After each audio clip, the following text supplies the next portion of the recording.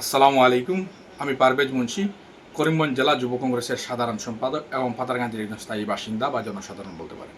দেখুন, আজ থেকে 2 দিন আগে নিউজ মিডিয়া মারফতে একটা খবর পেলাম যে ঐতিহ্যবাহী আসিমগঞ্জের আসিমিয়া হায়ার সেকেন্ডারি স্কুলের একজন শিক্ষক বা একাডেমিক ইনচার্জ যার নাম হচ্ছে আনোয়ার হোসেন, ওনাকে শ্রীভূমি পুলিশ গ্রেফতার করেছে বিশেষ একটা অভিযোগের মাধ্যমে। অভিযোগটা হচ্ছে যে উনি নাকি একাডেমিক ইনচার্জ হয়ে ওনার সহকারী একজন শিক্ষককে গু মাংস বক্ষণের অফার করেছিলেন। মানে বুঝতেই পারছেন, মুসলিমরা গু মাংস খান বা গরুর মাংস খান। উনি একজন মুসলিম হয়ে ওনার সহকর্মী একজন হিন্দু শিক্ষককে নাকি অফার করেছেন যে তুমি নাকি গরুর মাংস খাবে নাকি, এরকম কিছু একটা অফার করেছেন। এই ঘটনা একটা বানানো, নিশ্চক মিথ্যা এবং ষড়যন্ত্র করা একটা কাহিনী শুধুমাত্র। কারণ এই জন্যই বলছি, আপনারা জানেন বর্তমানে এই জিনিসটা নিয়ে কিন্তু কানাঘেঁষা হচ্ছে আসিমগঞ্জ পাতারকান্দি এলাকার মধ্যে।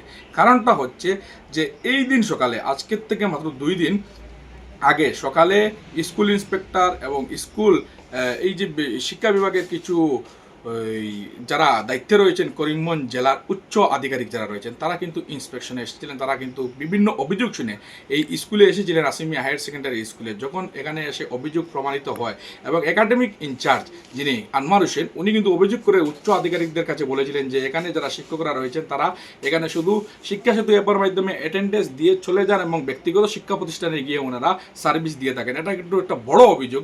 যারা সরকারি বেতন নিয়ে ব্যক্তিগত প্রাইভেট বিদ্যালয়ে গিয়ে পড়াশোনা করান এবং সেখান থেকেও মোটা অঙ্কের বেতন নেন, এদের বিরুদ্ধে অভিযোগ করার পর কিছু স্বার্থান্বেষী ব্যক্তি, সাম্প্রদায়িক মনোভাব সম্পন্ন ব্যক্তি ওনাকে ষড়যন্ত্র করে একজন হিন্দু শিক্ষককে বলির পাঠা বানিয়ে ওনাকে দিয়ে ষড়যন্ত্র করে যে উনি নাকি গরুর মাংসর অফার করেছিলেন। সকালে এক সংক্রান্ত নিউজ অভিজ্ঞতা দেখেছি আমরা, এবং বিকালে অন্য খবর আসে ওনাকে মিথ্যাভাবে হেয় প্রতিপন্ন করে ষড়যন্ত্র করে শ্রীভূমি পুলিশ জেলের ভিতরে রেখেছে।